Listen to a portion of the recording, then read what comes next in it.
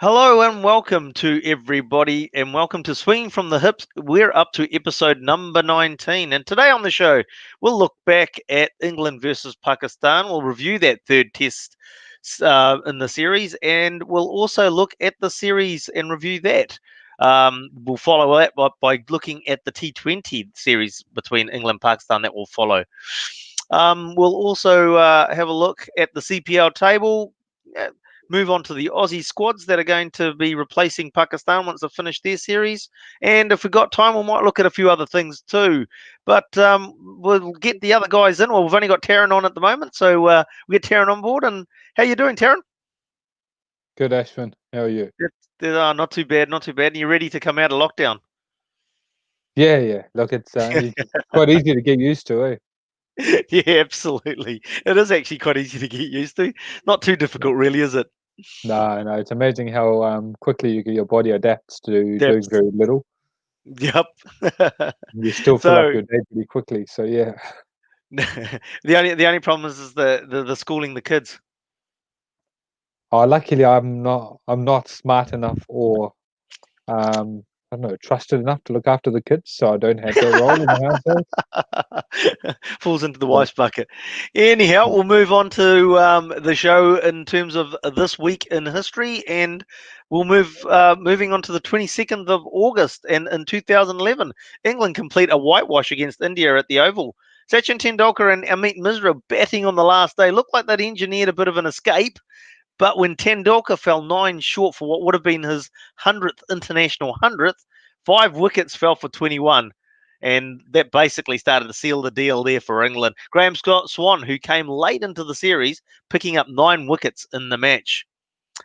And in 1935, the last day of the last test before World War II started, and that game petered out into a tame draw in front of 9,000 spectators. The match was between England and the West Indies, and as I said, it was the last match until the test between Australia and New Zealand at the Basin Reserve on March in 1946. So there was a gap, obviously, during World War II from 1939 through to 1946 when there was no test match cricket played.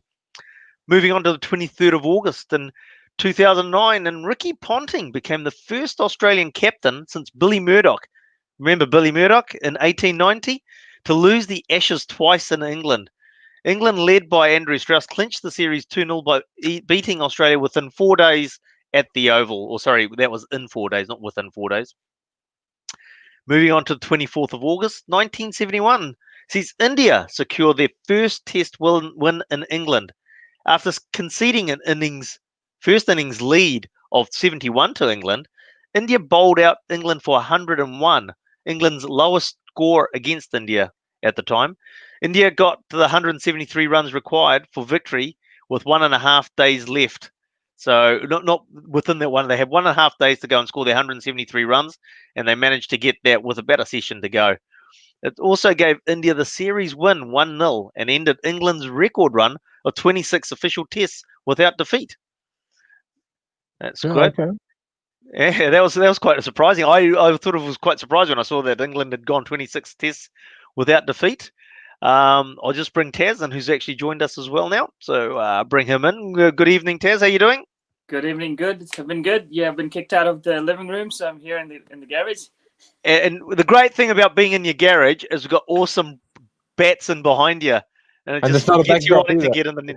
It's What's not that? just a backdrop. It's not just a backdrop. Exactly. It's not a backdrop. It's stock available for you to go out there and purchase.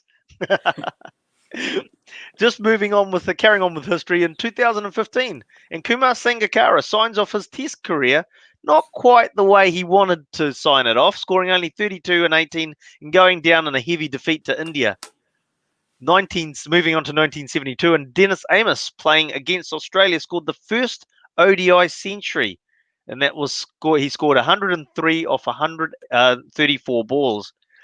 He also went on to score the second ODI century, and that was against New Zealand in, I think it was the 73 World Cup. 25th of August now, in 2019, after scoring only 67 in the first innings against Australia, England went on to become the first side in 131 years to win a test after scoring less than 70 in the first innings. Also a match where Australia had one hand on the urn as England had 1 wicket left with over an hour to play, and Jack Leach, England's number 11, walking out to the crease. In that just over an hour, Jack Leach scored 1 run. But while he scored that 1 run, at the other end, Ben Stokes scored the runs needed to take England to victory and take that urn and take the series in the urn. Now, the interesting thing in that match was Ben Stokes also a classic, we'll say a classic reverse slog sweep off the Australian spinner. My mind's gone blank for 6. So it was a pretty impressive innings from Ben Stokes, but that's what we've come used to. Meanwhile, on the same day, same year in the Caribbean, Jasprit Bumrah took 5 for 7, and the West Indies were bowled out for 100, achieving India's biggest away win based on runs. And moving on to our last day in today in our week, this week in history, 27th of August, 1908, probably one of the biggest days in cricket in our sport, arguably the biggest name in cricket, makes his way into the world. Donald George Bradman is born in Cootamundra in New South Wales, and obviously his arrival changing the way that cricket was played as well, and some of those amazing records that he's got. And then to last one, 2016 record total for a T20 match, T20, with India and West Indies scoring a combined total of 489 runs and 32 sixes, which was also a record. West Indies scored 245 runs off their 20 overs. India looked like they'd wrapped up the win with only needing 2 runs off the last ball. And who would you want out of the Indian cricket team on strike? 2 runs needed, 1 ball left. Mahendra Singh Dhoni, and he's on strike, but he only managed to get an edge to short third man, and was caught, and the West Indies won by 1 run. And that was the first international that India had played on in American soil. So that would have been a fantastic match to see. And Tarun, you remember a lot of cricket. Do you remember seeing that one? No. the timing, the international times the American times are not very conducive to viewership. No, they're not always that conducive, not at all. Also depends on which coast they play it on as well. I'm not sure where that game was actually played, whether it was. I'm assuming was in America, right? Yeah, I'm They've guessing only it's got in one Florida. international ground. It's Fort Lauderdale. Fort Lauderdale, yeah. Central Broward County cricket ground. Yep. You wouldn't want to be a bowler on that day. There. New Zealand played a few games there. Oh, okay. T20s against West Indies, yeah. Yeah. Hey, when was that game against Australia that you're talking about? The Tendulkar one, where he got 91. What year was that? Just go back to the. Oh, now you got to hang on. You know, it's always the case when you go looking for it, you can't find the thing. Here we go. 2011. Oh, hang on. No, you're talking about the Australia one, right? When he got 91, that would have been his 100th. No, that was actually against England at the Oval. Oh, against England. England at the Oval. Sorry. Yep. It was 2011. 2011. So it took him a whole year. So what month was that? I wonder what month it was. Well, it was August. Yeah, unfortunately, I haven't got that detail in there. No, it would be this week, right? So it is this week in history. It took him till March to get that 100 in the end, because I know he got it against Bangladesh. Yeah. So by missing out on 9 runs, took him another 9 months. 9 months. Yeah, to get to that 100. That ruined the stats.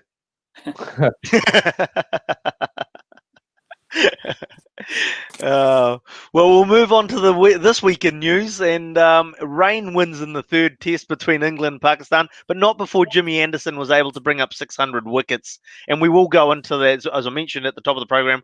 We'll have a look at that match and the test series a bit later on in the show. Australia have arrived in the UK and currently in their biosecure bubble. They relocate tomorrow to Southampton, where they will apply some CRC and remove the rust with some internal warm-up matches. Australia hasn't played any cricket in over 5 months, and that was since the ODI series was abandoned in March against New Zealand. So that was being played the last match was played in Australia, and that was going to be a series that was partly played in Australia and then in New Zealand. West Indies women's team has also headed over to the UK and are currently in their quarantine bubble before they have their series against England starting on the 21st of September. New Zealand's looking forward to a bumper season ahead of them. Finishing touches are being applied to a schedule which will see the West Indies play 3 T20s and 2 Tests, Pakistan 3 T20s and 2 Tests, and Australia will play 5 T20s in New Zealand. But no summer is complete without Bangladesh touring, and they will be playing 3 T20s and 3 ODI matches. Oh, so Why- they get the 1 days, but no one else does. They get 1 days, but no one else does. That's what I was really surprised. There's a lot of T20s on, but and 4 tests, 2 against West Indies, 2 against Pakistan, but only 3 ODIs against Bangladesh. Maybe because they don't want to play them in a test. I think they'd rather not give them a test, and they'd give them 3 1 days. 3 1 days. Yeah. Yeah. Yes, yeah, absolutely. The White Ferns also depart for Australia on September 9 to face the world champs, but with the World Cup being postponed, New Zealand cricket's working on a series of T20s and ODIs with Australia and England to be played in New Zealand, and that's for the White Ferns. Also, for games that'll be coming up later in the year, is Australia is set to host Afghanistan for what will be the first test between those countries. The match is scheduled to go ahead or begin on the 7th of December in Perth. Now, that match was originally, I believe, set for Darwin earlier. So I think about October off the top of my head.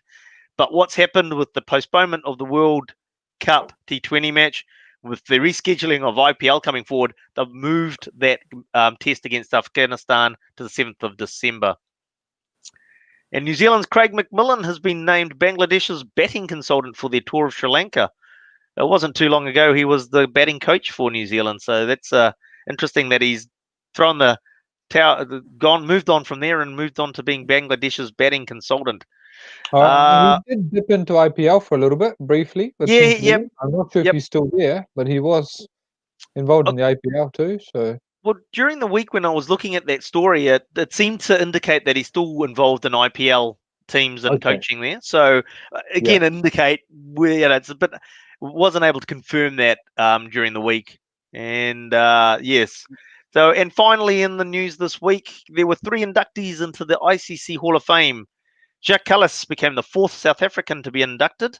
Lisa Stathlaker from Australia, the 9th woman to join the club. And to round out the inductees was Zahir Abbas from Pakistan. The 73-year-old is Pakistan's 6th Hall of Fame inductee. And you'd have to say all 3 well deserving of their induction into the Hall of Fame. Yeah, he was known as Asian Redmond. He scored more than 100 first-class hundreds. I think, to be correct, is probably 110 or something. Right. So he was a big name. So yeah, I'm glad he's got in. It's interesting, isn't it? Because it's almost like we forget about the players of yesteryear, for want of a term, the age of Zahir Abbas and the like. But Jack Kallis springs to mind and go, well, just a class all rounder, isn't he? Batting number 4 for South Africa, and then also first drop in bowling as well. So and then not really able to comment too much on the women's game, but Lisa Stathlaker, someone that is a name that does stand out within the women's game as well. Where's she born? Where's she born? Oh, don't ask me hard questions. Look, hang on. Through the power of the internet. Through the power of the internet. No, don't Google it. I'll tell you where she's born. Oh, yeah. I think she's born in like somewhere near Bombay, like Maharashtra or something, and then and obviously moved to Australia. That's why we have these guys on the show, because they know their stuff. You're on the money there, mate. You're on the money. Born in Maharashtra. Oh yeah. Maybe not Bombay, but or Mumbai, but somewhere around there. Same province, same state. Yeah, same state. Yeah, same state. It is these states. These Mumbai's, and then they're all cities.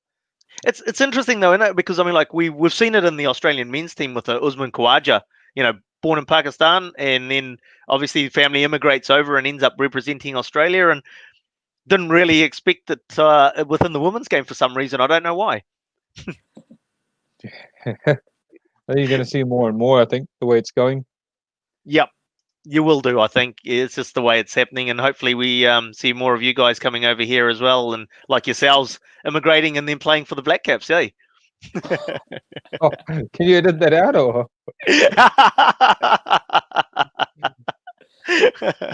What's wrong with that? What's wrong with that? Oh, well, we better move on then. We better move on to Yeah. looking at, as we said, this week's topics. We're looking at the third test, wrapping up. Really, Rain having the final say in that third test, which, to be honest, was only going to have one outcome had the Rain not intervened. The record will show us a drawn test, but really, England were pretty much on top right throughout that match. How did you see the unfolding of the third test? Tarun, you go first, or? Oh, you want me to start with? Yeah. Oh, look, I think Pakistan did what Pakistan did well, like put them into a corner and got them down to 140, and then just for whatever reason, it just didn't work out for them. You've got to say they probably didn't bowl well enough. If somebody gets 260 and 150, they probably allowed them to get a start and then carry on.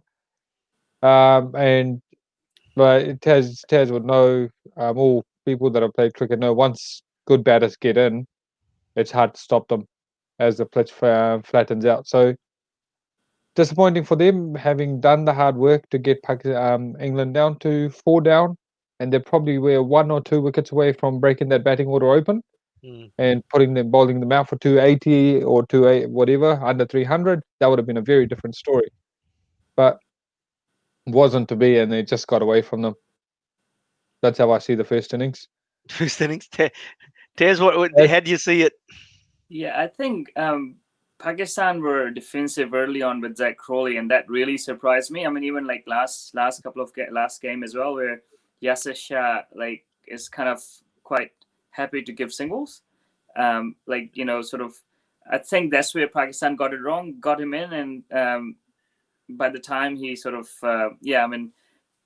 they batted well, obviously Butler and Crawley, but Pakistan, to my sort of disappointment, sort of didn't attack as much as they should have after them being 4 down. So, but I mean, they batted well. It wasn't a bad track to bat on, to be honest, like in comparison to the last test match. So Pakistan, obviously, rain saved us. But if you look at the amount of overs Pakistan batted for 93 overs first innings and 83 overs in 4 down. So Pakistan actually didn't do badly in that way. They could have probably scored more runs if someone supported Azhar Ali. But obviously, Jimmy Anderson was on song. So to cut it short, obviously Pakistan got lucky with the rain. Azhar Ali, like we were talking in the last test match, as I said, the first test match, both innings he got LB, and leading up to that in the both side games he got LB. But in the last test, he didn't get LB like before wicket, so he was opening up a little bit, and kind of that. In this test match, obviously he batted so well. So I'm really happy for him, because there were a lot of people talking. There was a lot of talk about his days are over, so I'm glad that he scored runs, and at least he will carry on for a couple of years. Yeah.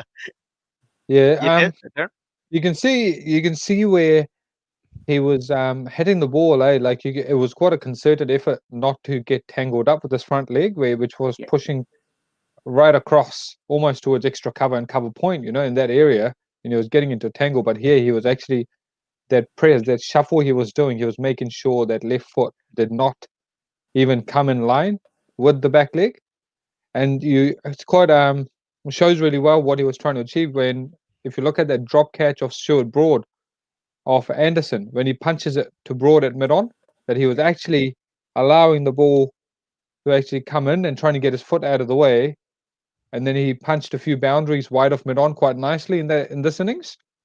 Compared to the previous one, there was no way he could have played anything to mid-on that with the straight bat the way he did in this innings.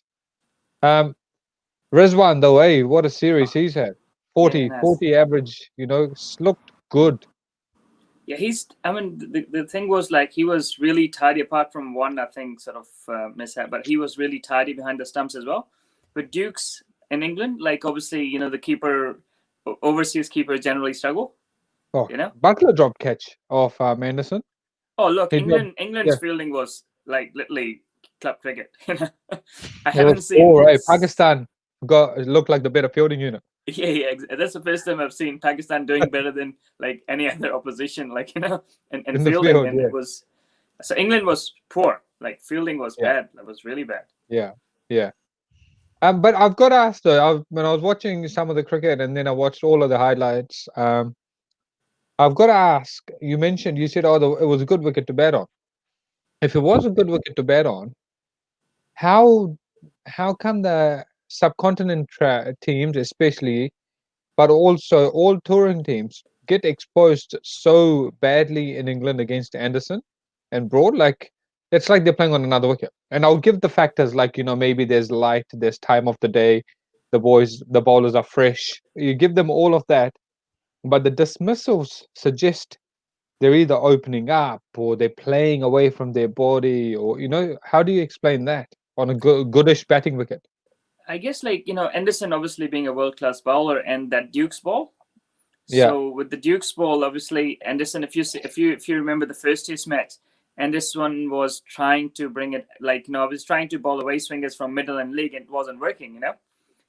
So he wasn't getting the swing he wanted, but like this time around he was on song. So I think you got to give credit to like quality of bowling as well, though.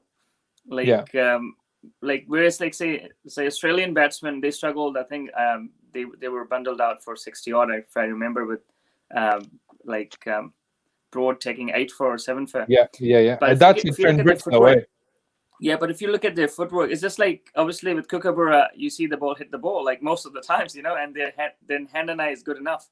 But with the Dukes and late movement in England at times, I mean, I guess that probably is the key. But on top Yeah, of everything, England does have 2 quality world class bowlers, and that probably sort of yeah, yeah.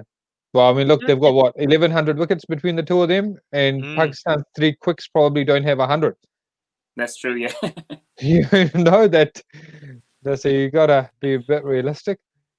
Do you Yeah, think one of the things that highlights is that back when we talked about yesteryear with some of the players there, but also when you used to go on a tour years ago, old school, you'd go for a longer period. You have a lot more warm up matches before you actually headed into sort of like the test series. You'd have a few county games, etc. Not just one. You'd actually have like 3 or 4, 5 even county games against county sides before you headed into the test matches. Do you think that actually shows up now? That I mean, like you're expecting an international side to rock up, get used to a Duke's ball when they've been maybe playing against the I think it's at the SG in Asia, and then you've got the Kookaburras and down here in the southern hemisphere. Makes it more difficult. Do you think that there's actually that change has happened? Yeah, there are 2 things to it. The one, you're right, with the teams touring, like obviously the tours are longer, but another thing is like even up to 2000s, like 90s and 2000s and 80s, there were a lot of players from, I mean, the big countries were playing county cricket as well. So that really helped. Like, I know, like in 70s, for example, Pakistan's or like top 7 all were playing county cricket. So when you tour England, the conditions are not foreign to you. The ball is not foreign to you. I think like where Australia dominated England in 90s and 2000s. If you look at the guys like Mike Hussey, for example, he came late in international cricket, but he had played enough county cricket. So when he did play in England, the conditions were not foreign to him. Foreign, yep. And I think that's probably that probably was one of the factors as well. What do you think, Tarun?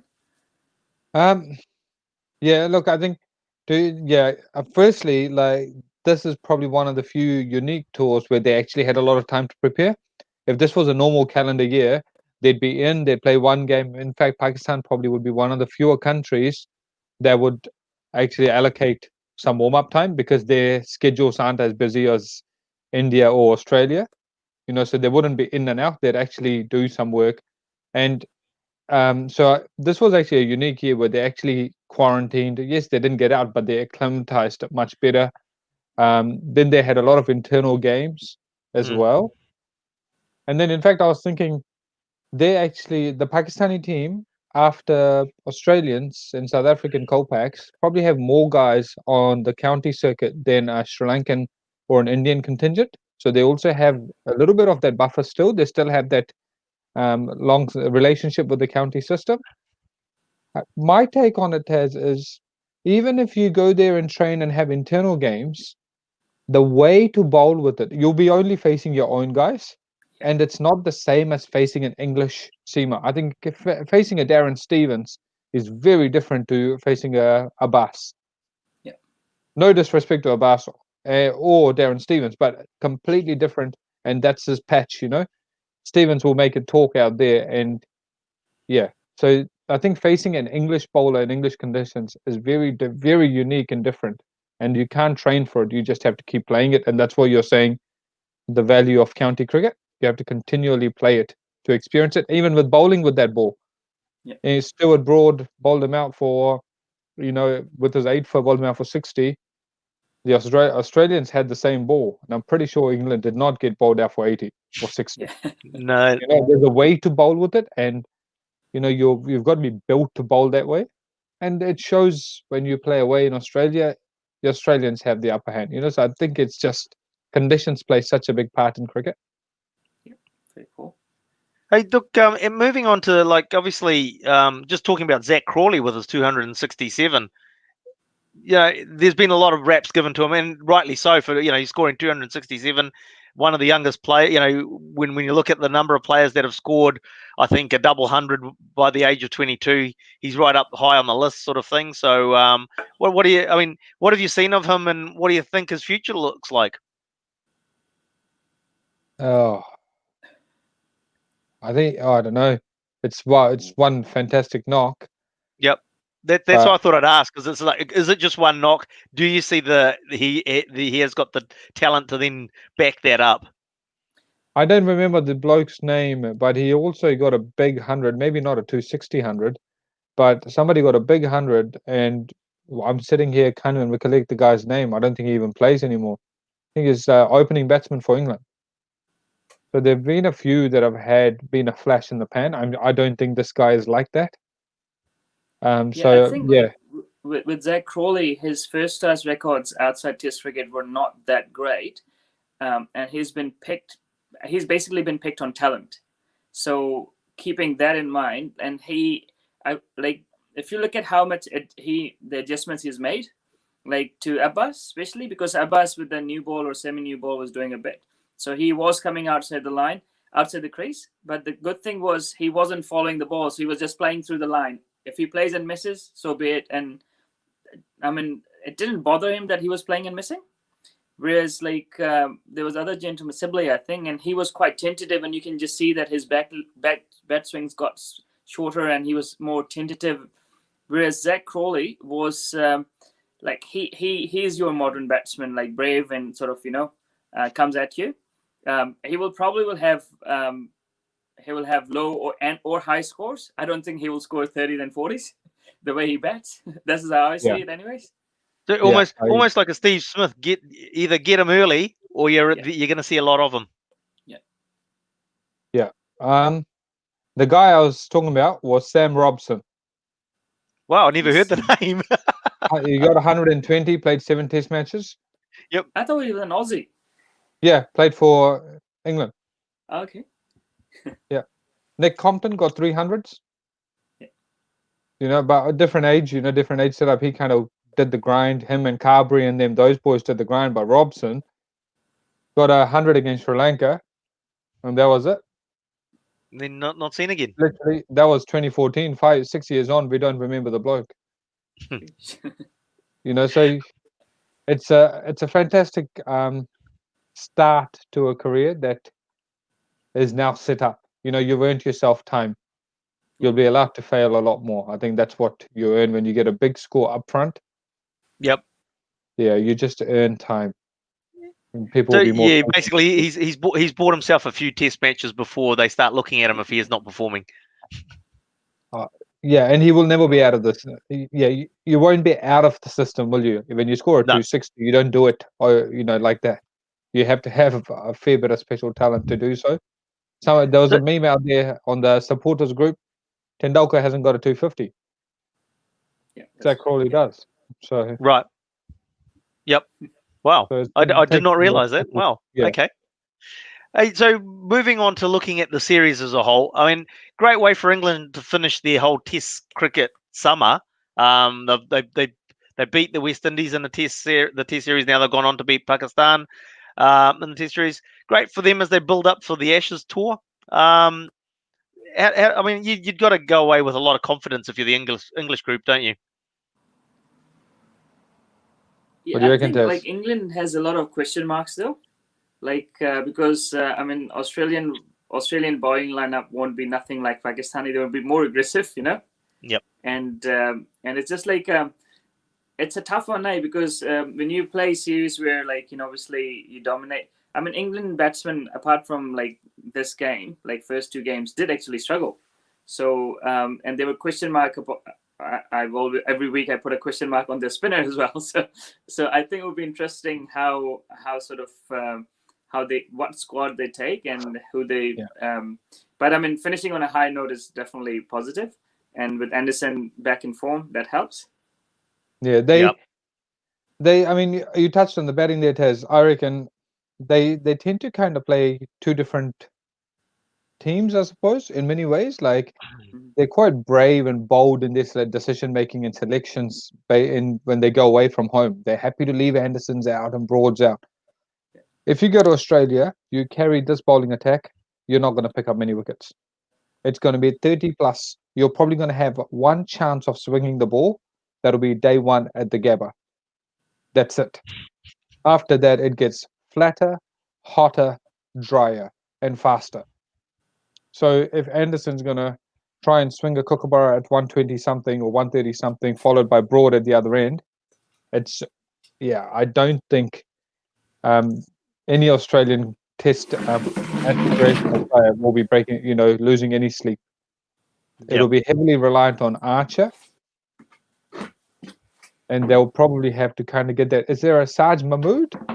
That's Saki Mahmood, Taz, that the new guy, I think. There's a young guy, something Mahmood. Yeah, he toured New Zealand. Mahmood. Yeah, he toured New Zealand, and I think they might have to start getting a couple of those pacey quicks ready if they want to counter the Australians. And then you throw in Taz's mate Dom Bess going up toe to toe against the best off spinner in the world. Lyon. That is a real spin bowler, Nathan Lyon. Yep. So if England get through Cummins, Stark, and Hazelwood, or what's the other quick? Pattinson. If they get through any one of those four, then they have to deal with Nathan Lyon. Their only respite would be when Mitchell Marsh comes on to bowl, and he bowls 140. Yeah, that's right. So it's a different kettle of fish. Yeah, I think like in against Australia, obviously you got to be very good on the back foot, and with obviously Zach Crawley looks comfortable on the back foot. I mean Joe Root would be fine, and Stokes, but rest of the batsmen probably I don't know how they cope with the barrage of short balls from Australia. The only saving grace I'd give them though, that I think only benefit would be is they just look so robotic and mechanical, like heavily drilled and really well groomed, that pace and bounce probably won't worry them. And I suppose the fact is that they're raised on machines. It feels like a lot of machine work is done through these metronomic. guys.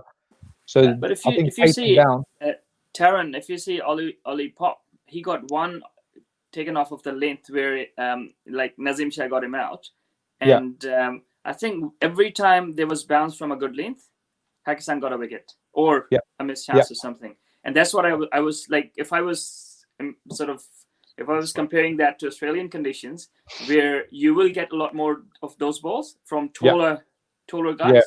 You'll get that. That's where I feel like their batting will be a bit more challenged. I absolutely. I think they'll be heavily challenged. But if there's anything that's sitting in their favor, it's that they will be a little bit more accustomed to just a barrage of bounces. But heavy back of a length is what you're talking about. Yeah. And I think they'll be challenged there. Because English batsmen would play those on half forward. Yeah. whereas Australians would play probably on the back foot or like get behind it, Or and that's where sort of, leave on lane there. yeah. So that's the adjustment I would like to see how they go about it. Yeah. So then moving on to Pakistan, we're from here for Pakistan. How much do they take away from the series? You know, do they just sort of like move? Okay, that's done, dusted. Didn't go well how we wanted it to, or is there learnings that they'll actually take away and go, "No, look, that was great. We actually took a lot away from the series." I personally think Rizwan was fine of the tour. He's surprised a lot of people with not just with his batting but also with his glove work. Not me. So, Not me. Didn't surprise me. I didn't surprise you. Okay. So he's the one. Obviously, that's a fine for Pakistan. Azhar Ali obviously got extension now after this 100.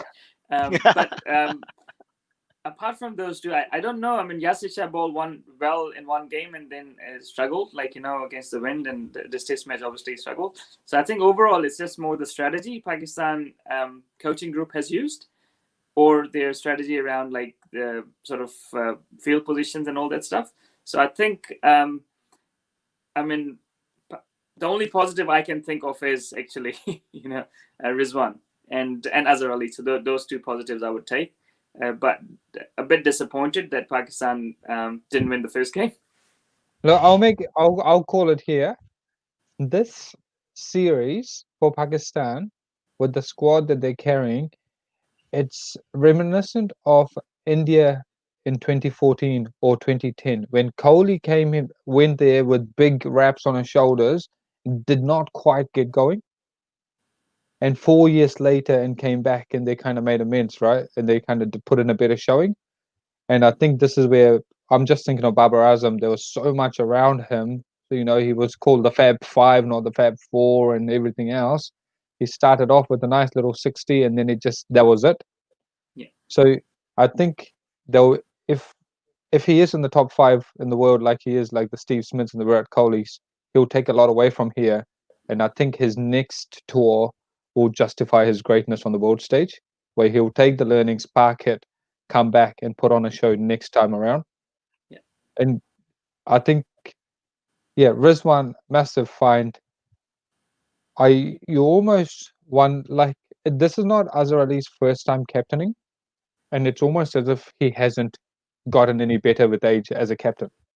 He was labelled poor then, and he's still being questioned as a captain. So, is there room for Pakistan to have another captain within the ranks other than Babar Azam? Probably not enough experience or players that would justify selection regularly. Yeah, I think from what I hear, like within the group, like over there, is like obviously Misbah is quite like hands-on coach. So I don't think Azhar Ali would have had as much input as he would have had it with another coach. So I think it's not just Azhar Ali; it's the new coaching setup they have. And Azhar Ali obviously have played under Misbah Haq. So I think there's a lot more to do it just with his captaincy. It's probably the coaching staff at the back end as well. And I think if Misbah wasn't the coach, Azhar Ali probably would have done better. That's my opinion, anyways. Yeah. Okay. How much of that? Sorry, Ashwin, you probably want to move on to other topics. No, that's fine. That's fine, mate. How much of that would you put down to the fact that Misbah Haq, for a famed career and the leader of Pakistan cricket team, is a bit of a inexperienced, to put it nicely, as a coach, right? He's very inexperienced, and he is the be-all. He is everything, one-stop shop. He's the judge, the jury, the executioner of the Pakistan cricket system at the moment. How much of that comes down to that inexperience and the desire to not actually let go? Some of these really experienced coaches give you the impression they're doing nothing because they're so comfortable within their own skin. They allow the captain and players say, it's your team, you run it, I am the supporting act. And you just said, if Misbah is a hands-on kind of guy, is that an experience? Is it a desire to justify your position because people are looking at you as well? I think, and I don't know about India, but in Pakistan, generally, like, people do live in past. And especially if you had a fabulous career. Like, I remember Javed Mirdad was a coach once, and the players were struggling, with him because he was just so controlling, like in some ways. So I think like Misbah had a successful career as a captain, but as a coach, he's just started it, right? And the thing is, like he's been last 2 years he's been coaching, and he doesn't have a lot of coaching experience. And what you're saying is about right, that like it's probably lack of experience. Misbah will probably end up becoming a great coach, but right now with lack of experience, you can see the results.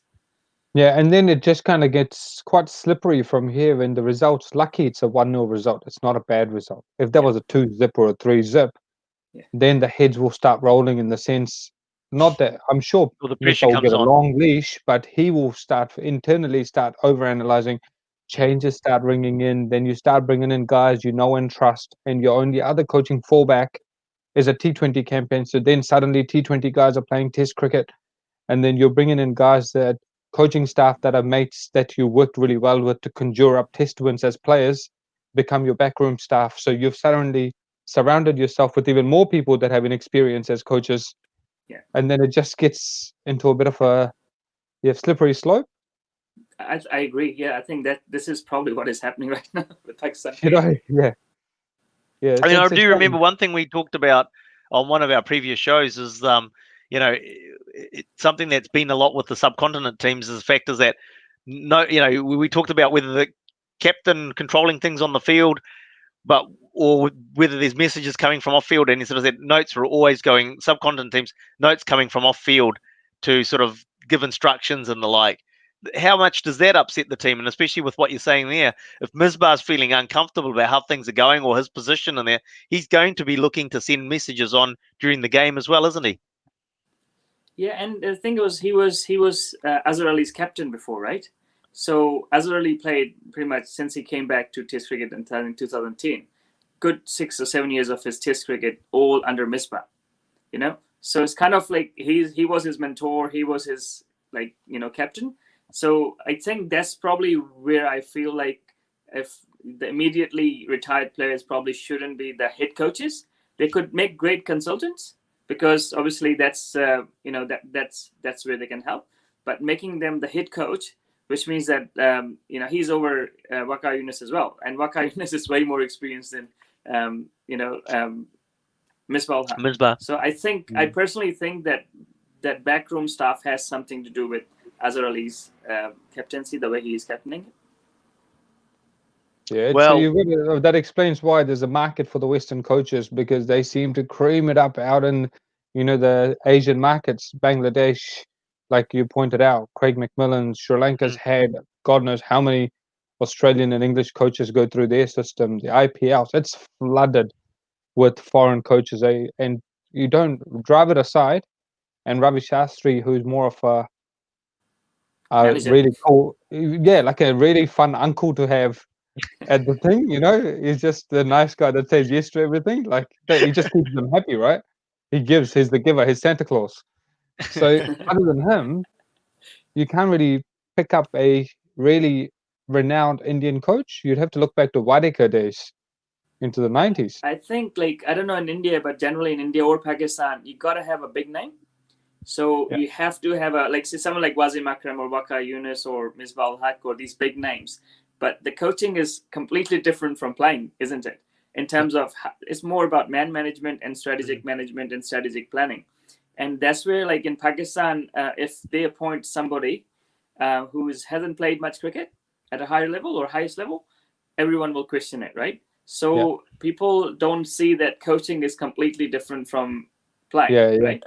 So Javed Miandad was obviously pushed towards coaching because he was a legend player, but he struggled because his man management skills were not great, So I think within Asia, that's the thing. So Richard Pybers coached Pakistan on 3 terms. He hasn't played first class cricket. New Zealand's coach, hasn't played any professional cricket, but he was. I mean, his stats are probably the best for New Zealand as a coach. So I mean, I guess in Pakistan and India, maybe in Sri Lanka and Bangladesh as well, that you got to have a big name. You must be a successful Test cricketer or a successful international cricketer before your people accept you as a coach, or at least as a head coach.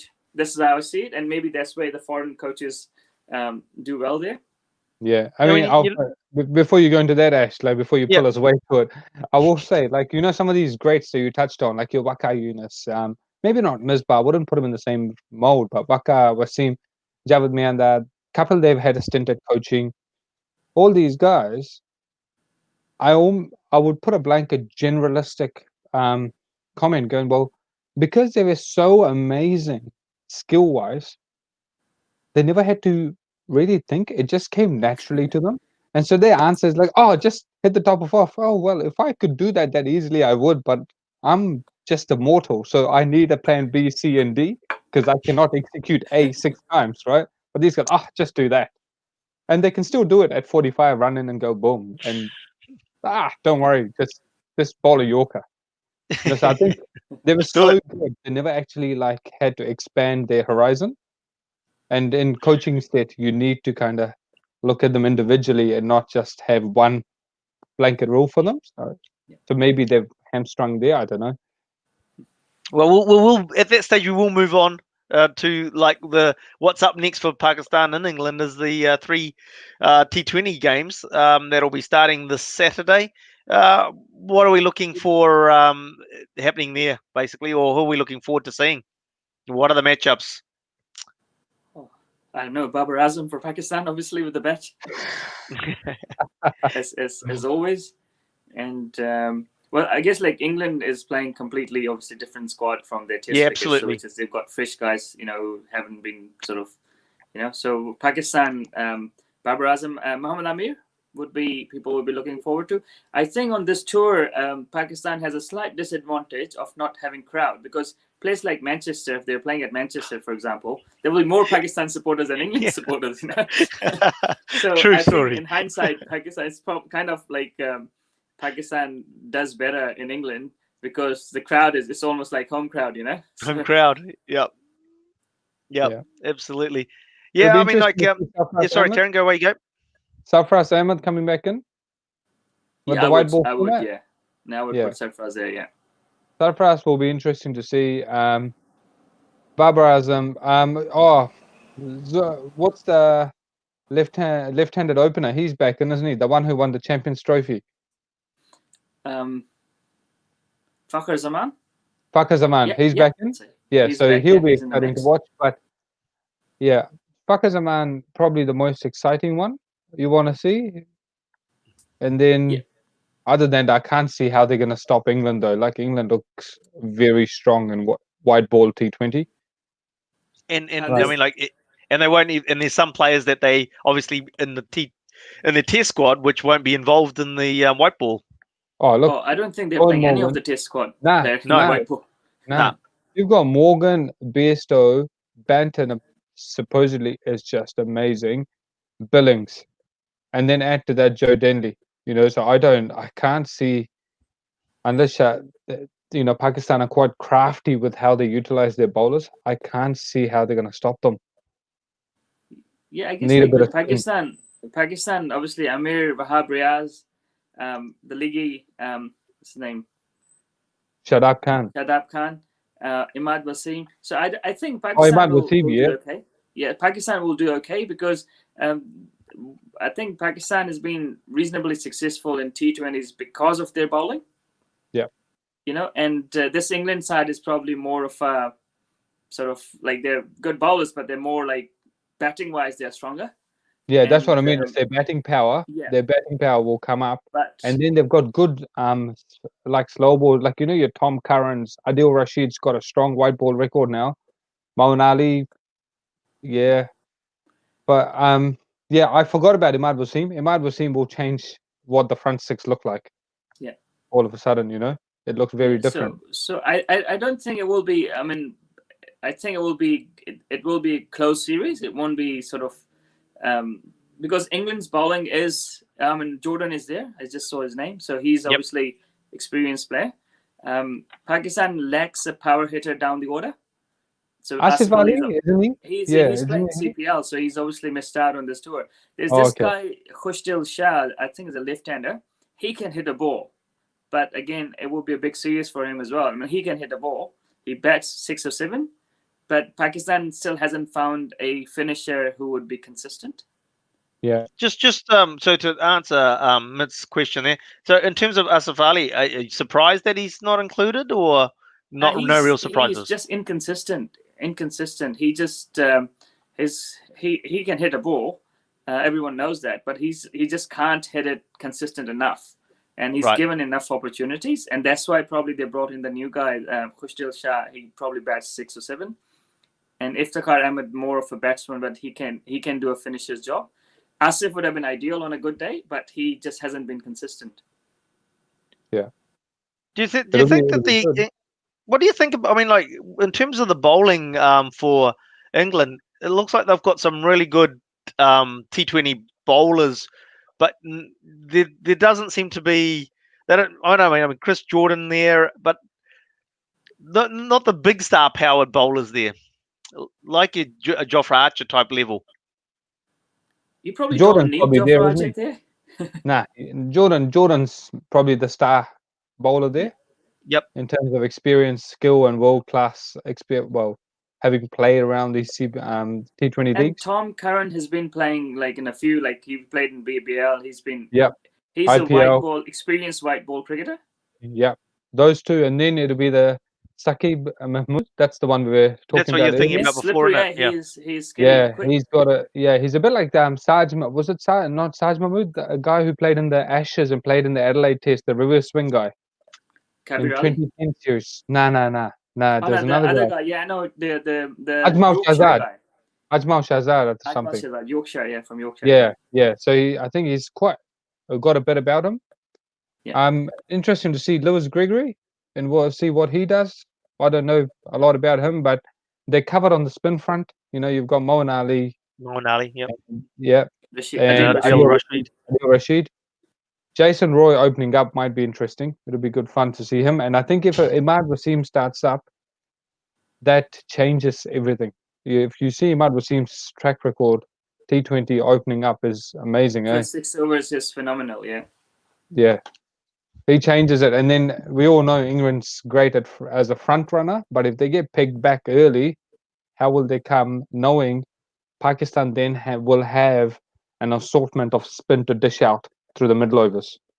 If they can start and they've got no Ben Stokes to come along and save them. No, well, yeah, exactly. So you've got Dave Villey. I think David Villey has been doing well. Yeah. He last couple of games I was following, he's been scoring quick runs. So again, he's obviously he missed out because of Jofra Archer last year. So he's getting his opportunity to prove his worth. I don't know about his bowling that much. I mean, he did okay, but he's been doing the finisher job for England, and we'll see how it goes. I think he opens up, bowls 1. If he's lucky, he bowls 2 and gives it a chance to swing. So they try and attack with him. Yeah. And then use Curran for 1, maybe if they need him, and then they'll pull him off, and then they'll try and use Curran for the back end. No, that's it.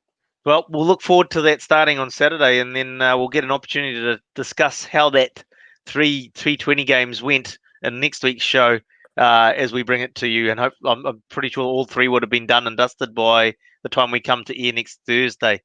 So just moving along, I'm going to quickly go over the CPL, just to bring up the table here. 1 week into the competition, they're basically close enough to just over 1 week into the CPL competition, and the Trinbago Knight Riders sitting at the top with a perfect record of 4 from 4. And look, Trinbago Knight Riders. The Knight Riders have a very handy batting lineup with Narayan, Munro, the Bravos, Pollard, Seifert, and then to back that up, they've got Narayan backing up his batting with his bowling. And I mean, you look at his bowling stats, and he's going at economy rates of 4 runs and over in a T20. Pretty sort of solid lineup there for the Trinbago Knight Riders there, isn't it? And sort of backs up their 4 from 4 start. Yeah, they're going well. They like you said, I think that's the one that's coached by Brendan McCullum, I think. I think they are, yes. Yeah. They've I think they've won it a fair few times, and they'll always start as one of the favorites for that competition. Because So it's they've nice. got they've got power hitters at the top and the power hitters at the bottom as well. So it's kind of like, Yeah, I've just got a note here. Is it's like, if you're opening up for the Knight Riders, you can go on there with confidence. You can have a go because if you fail, there's plenty more batting to come that can basically slow it down and then speed it up. And they know that they can have a go at the tail end of the innings to get that run rate back up again. Yeah. Yeah. Cool. And I think I don't know how they do, but in most of the T20 leagues, back end of the T20 leagues, they're using they're playing on used wickets, right? And the spinners start playing way bigger role than they do first up. So it will be interesting because I think Jamaica has got Mujib and the leg spinner from Nepal.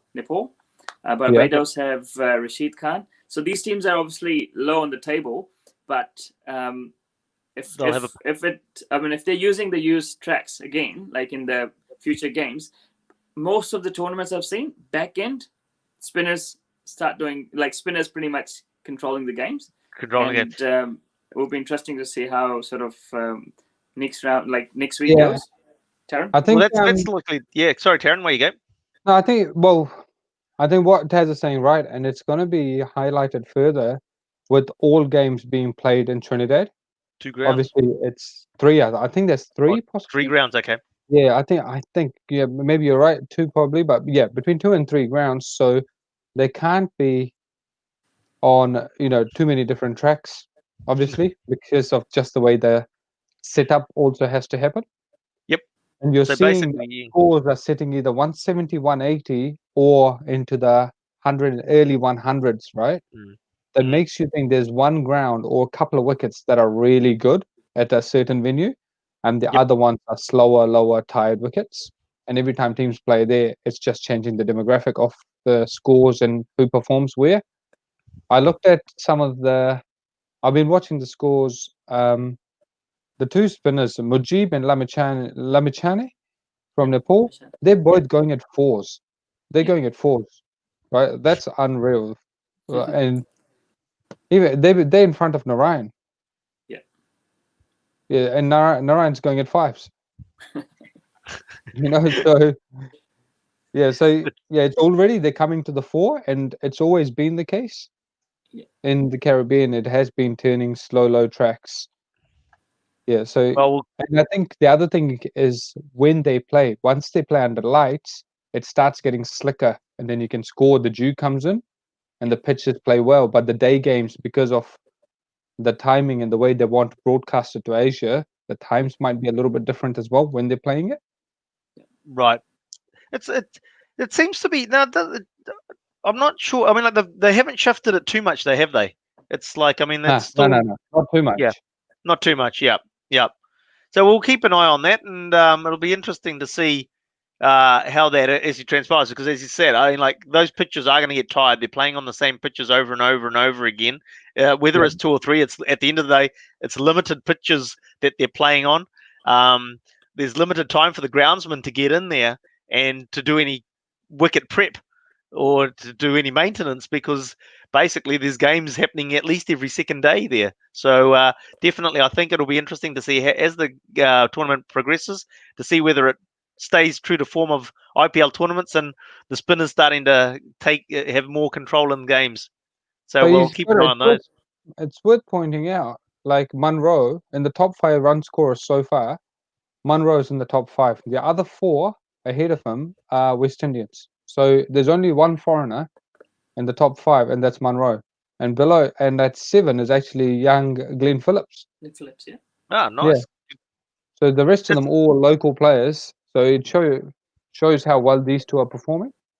It's also great news for the West Indies to sort of be developing their talent as well. I suppose it's sort of the silver lining to some of the internationals that couldn't make it. It opened up spaces for some of their own talent coming through, and for them to be able to get more game time.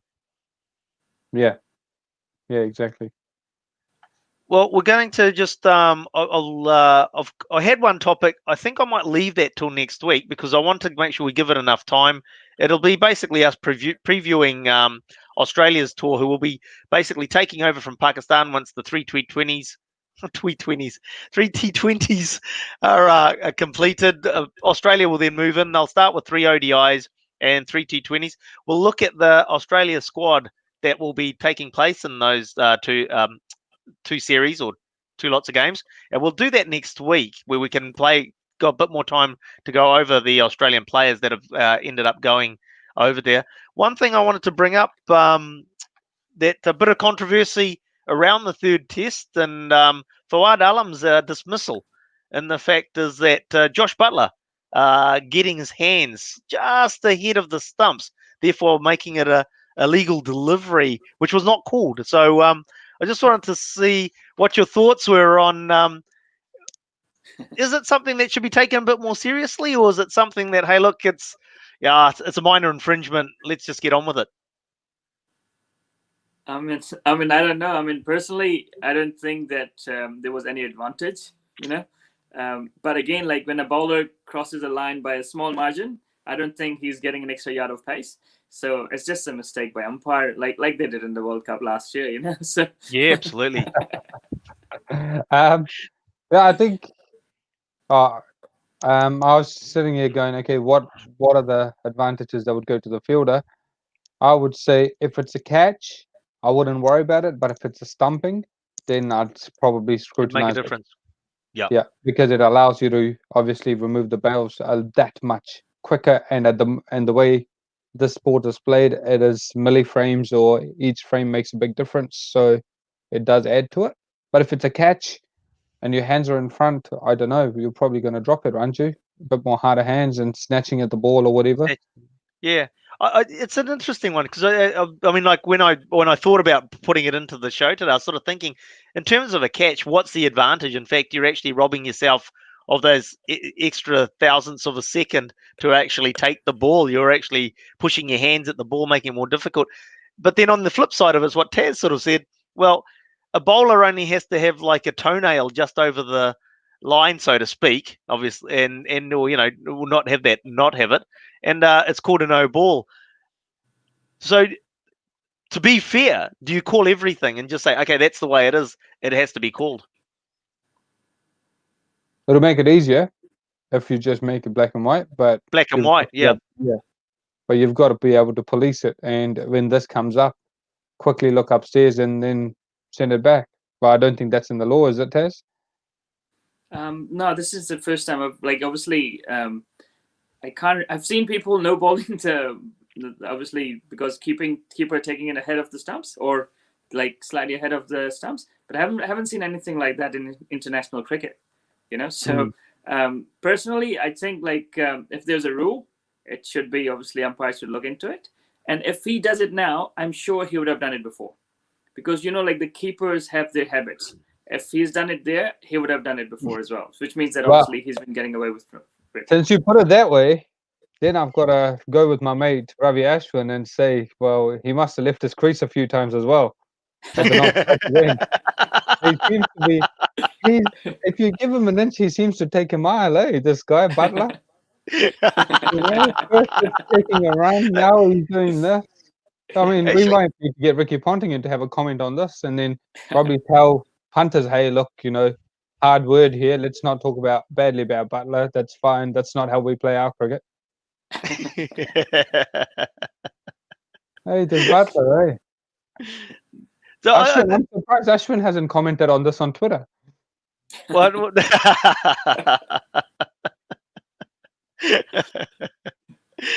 No, he's not. You're not talking about me. You're talking about Ravi Ashwin, not Ashwin. The cricketer. Yeah, the cricketer, not the host. We don't want to confuse people. just in case you're wondering, I am quite prolific on Twitter as well. Now, look, actually, since we're talking about Josh Butler, and when we talked about Muhammad Rizwan before, and we're talking about really what a great series he had. You'd have to say the door's a little bit. I mean, like Butler got a great score in that third test with the bat, but there has to be question marks around his umpiring, isn't it? I mean, His he keeping. didn't have a great series with the gloves. Did he umpire as well, Ashwin? Oh, sorry, did I say umpire? Sorry, I just he's eagle eye. He catches up on everything I say. Sorry, wicket keeping. My bad. I mean, England traditionally produces some great keepers, because obviously the conditions over there. You take the ball. Generally, even an average club keeper in England would be a good keeper because of the conditions and everything. So keeping that in mind, and amount of keepers England has, that Ben Foakes, the guy, he's pretty tidy, but he's been sitting out. So I guess I think it's just the coaching group again. They probably want to give Butler a run, but definitely, from my understanding, he's not playing for his keeping. No, not at all. No. Well, Yeah. he actually put down some pretty easy catches during the Test series. I mean, basically straight through to the keeper and straight down. Yeah. That's it. He took a couple of clangers in the second innings. Oh, I know in the first innings in the third test off Shaheen Afridi off a sip down the leg side. Yeah. Mm-hmm. And then one off Rizwan down the leg side the other way. He took some absolute snorters. And it's a classic for when you've just got a 150, you're always going to catch those. You know, that real hard chance. Yeah. Made it look really good. It's funny you've mentioned a great catch that he did take in Jimmy Anderson, but you're wondering why can't the guys just take the dollies that come off my bowling? Oh, look, if Tendulkar had to wait 9 months between his 99th chance by 9 runs to miss out to his 100th 100 and wait 9 months, Yep. Anderson waiting 2 days is probably all right. I think. Yeah, I saw the drops and I was going, oh my God. Oh my God, sitters. He's going to have an aneurysm, a stroke, or he's going to hit someone. And probably Rory Burns. Those 2 days off, though, Jimmy Anderson would have been thinking, sitting in his hotel room, because that's the only place they could go, is to be thinking, oh my God, I'm going to be left here on 599. I'm never going to get 600. No, and if he went to Australia, he'd come back at 599 as well.